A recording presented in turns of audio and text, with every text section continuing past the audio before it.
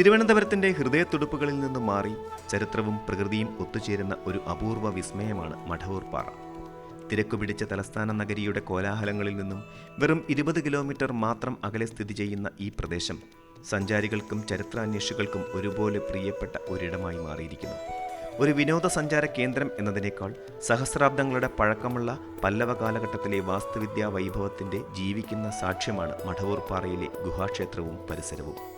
പാറയിൽ കൊത്തിയെടുത്ത വിസ്മയങ്ങൾ തേടിയുള്ള യാത്ര കേവലം ഒരു കാഴ്ചയല്ല, മറിച്ച് കാലത്തിന് പിന്നോട്ടുള്ള ഒരു സഞ്ചാരമാണ്. കേരളത്തിലെ പുരാതന ചരിത്രത്തിൽ ഗുഹാക്ഷേത്രങ്ങൾക്ക് വലിയ പ്രാധാന്യമുണ്ട്. എന്നാൽ മടവൂർ പാറയെ മറ്റുള്ളവയിൽ നിന്നും വ്യത്യസ്തമാക്കുന്നത് അതിൻ്റെ നിർമ്മാണ രീതിയും പ്രൗഢിയുമാണ്. 9-ാം നൂറ്റാണ്ടിലോ അതിനു മുൻപോ പണികഴിപ്പിച്ചതെന്ന് കരുതപ്പെടുന്ന ഈ ക്ഷേത്രം പല്ലവ ഭരണകാലത്തെ വാസ്തുവിദ്യയുടെ മികച്ച ഉദാഹരണമാണ്. പല്ലവ ശൈലിയിലുള്ള ഗുഹാക്ഷേത്രങ്ങൾ സാധാരണയായി ദക്ഷിണേന്ത്യയുടെ മറ്റു ഭാഗങ്ങളിൽ കാണാറുണ്ടെങ്കിലും കേരളത്തിൽ ഇവ പരിമിതമാണ്. സമുദ്രനിരപ്പിൽ നിന്നും 300 അടി ഉയരത്തിൽ സ്ഥിതി ചെയ്യുന്ന ഭീമാകാരമായ ഒരു പാറ തുരന്നാണ് ഈ വിസ്മയം തീർത്തിരിക്കുന്നത്. പുറത്തുനിന്ന് ഒരു കല്ലുപോലും കൊണ്ടുവരാതെ ഇരുന്ന ഇരിപ്പിൽ പാറയെ തന്നെ വിഗ്രഹങ്ങളായും തൂണുകളായും രൂപപ്പെടുത്തിയ പ്രാചീന ശില്പികളുടെ കലാവിരുത് നമ്മെ അതിശയിപ്പിക്കും. ഈ ക്ഷേത്രത്തിൻ്റെ പ്രധാന ആകർഷണം അതിൻ്റെ ഏകശിലാ നിർമ്മിതിയാണ്. ക്ഷേത്രത്തിനുള്ളിലെ ശിവലിംഗം, ശ്രീകോവിൽ, തൂണുകൾ, വശങ്ങളിലെ ഗണപതിയുടെയും സുബ്രഹ്മണ്യൻ്റെയും വിഗ്രഹങ്ങൾ എന്നിവയെല്ലാം പ്രധാന പാറയുടെ തന്നെ ഭാഗമാണ്. ക്ഷേത്രത്തിലേക്കുള്ള 33 പടികളും പാറയിൽ തന്നെ കൊത്തിയുണ്ടാക്കിയവയാണ്. ഈ പടികൾ കയറി മുകളിലെത്തുമ്പോൾ കാണുന്ന വിശാലമായ മണ്ഡപവും അതിനു പിന്നിലെ ഗുഹാമുഖവും പൗരാണികതയുടെ ഗാംഭീര്യം വിളിച്ചോതുന്നു. ക്ഷേത്രത്തൂണുകളിൽ കാണപ്പെടുന്ന വട്ടെഴുത്ത് ലിപികൾ ഈ പ്രദേശത്തിൻ്റെ ചരിത്രപരമായ ആഴം വെളിപ്പെടുത്തുന്നവയാണ്. മടവൂർ പാറയെ സംബന്ധിച്ച് ചരിത്രകാരന്മാർക്കിടയിൽ ഭിന്നാഭിപ്രായങ്ങൾ നിലനിൽക്കുന്നുണ്ട്. ഇതൊരു പല്ലവ കാലഘട്ടത്തിലെ ശിവക്ഷേത്രമാണെന്ന് കരുതുമ്പോഴും 8-ാം നൂറ്റാണ്ടിൽ ഇതൊരു ബുദ്ധമത കേന്ദ്രമായിരുന്നു എന്ന് വിശ്വസിക്കുന്നവരും കുറവല്ല. കേരളത്തിലെ പല ബുദ്ധ ജൈന കേന്ദ്രങ്ങളും പിൽക്കാലത്ത് ഹിന്ദു ക്ഷേത്രങ്ങളായി മാറിയ ചരിത്ര പശ്ചാത്തലത്തിൽ ഈ വാദത്തിന് പ്രസക്തിയേറുന്നു. മാടൻ എന്ന മൂലപദത്തിൽ നിന്നാണ് മടവൂർ എന്ന പേര് വന്നതെന്നാണ് ഒരു വിഭാഗം വിശ്വസിക്കുന്നത്. മാടൻ്റെ ഊര് മാടന്നൂരായെന്നും അത് പിന്നീട് മടവൂർ ആയി മാറിയെന്നും പറയപ്പെടുന്നു. ഏതു മതവിശ്വാസത്തിൻ്റെ ഭാഗമായാലും ഈ പാറയിൽ പകർത്തിവെച്ചിരിക്കുന്ന ശില്പകല ഇന്നും വിസ്മയകരമായി നിലനിൽക്കുന്നു എന്നത് തർക്കമില്ലാത്ത കാര്യമാണ്. ചരിത്രത്തിന് പുറമെ പ്രകൃതി സ്നേഹികളെ ആകർഷിക്കുന്ന നിരവധി ഘടകങ്ങൾ മടവൂർ പാറയിലുണ്ട്. 18 ഏക്കറിലായി വ്യാപിച്ചു കിടക്കുന്ന ഈ പ്രദേശം ഇപ്പോൾ ഒരു പൈതൃക പരിസ്ഥിതി ടൂറിസ്റ്റ് കേന്ദ്രമാണ്. പാറയുടെ മുകളിൽ നിർമ്മിച്ചിട്ടുള്ള 110 മീറ്റർ നീളമുള്ള മുളപ്പാലം സഞ്ചാരികളുടെ പ്രധാന ആകർഷണമാണ്. ഈ പാലത്തിലൂടെയുള്ള നടത്തം ചുറ്റുമുള്ള പ്രകൃതിയുടെ വശ്യത ആസ്വദിക്കാൻ സഹായിക്കുന്നു. കൂടാതെ പാറമുകളിൽ നിന്നും ഒഴുകിയിറങ്ങുന്ന നീർച്ചാലുകളും അവ ചേരുന്ന ഗംഗാതീർത്ഥം എന്ന പുണ്യകുളവും ശാന്തി പകരുന്ന കാഴ്ചകളാണ്.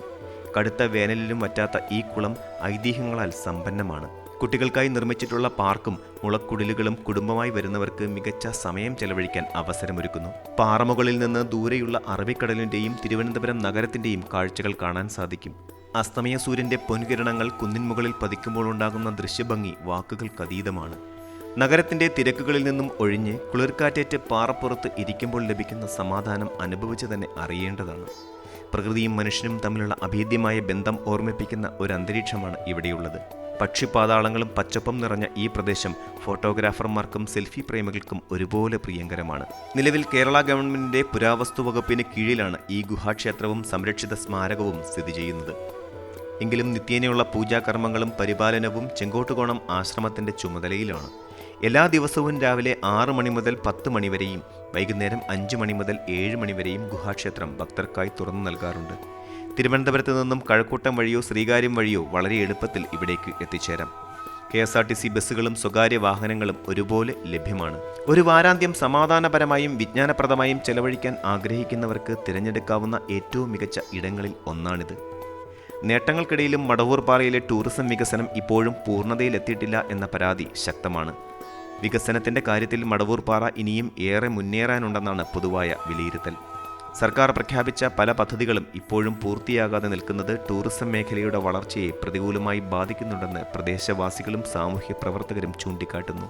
ഈ വിനോദസഞ്ചാര കേന്ദ്രത്തിൻ്റെ സാധ്യതകൾ പൂർണ്ണമായി പ്രയോജനപ്പെടുത്തണമെങ്കിൽ കൂടുതൽ അടിസ്ഥാന സൗകര്യ വികസനവും കൃത്യമായ മേൽനോട്ടവും അനിവാര്യമാണെന്ന് ഇവർ ആവശ്യപ്പെടുന്നു. കഴിഞ്ഞ മിനിസ്ട്രി ഒരു 7 കോടി രൂപ അനുവദിച്ചതായും അതിൻ്റേതായ വികസനങ്ങളൊന്നും ഇവിടെ നടന്നില്ല.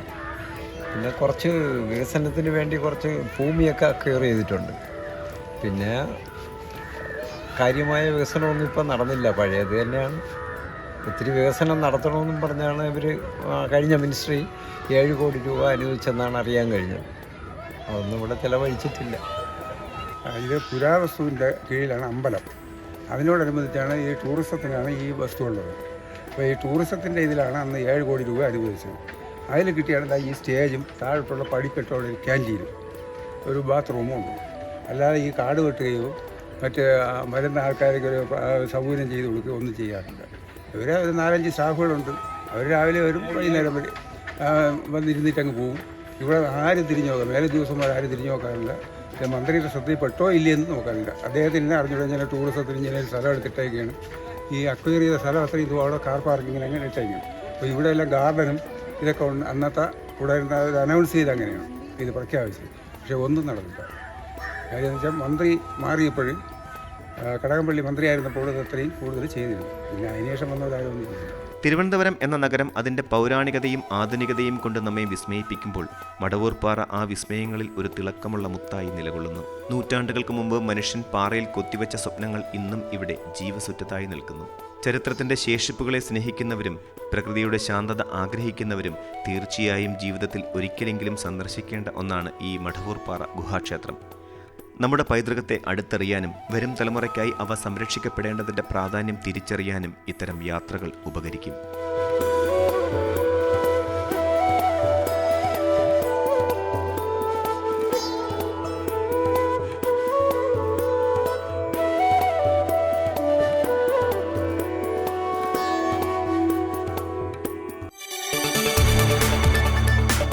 കൂടുതൽ വാർത്തകൾക്ക് News 18 Keralam YouTube channel subscribe ചെയ്യുക.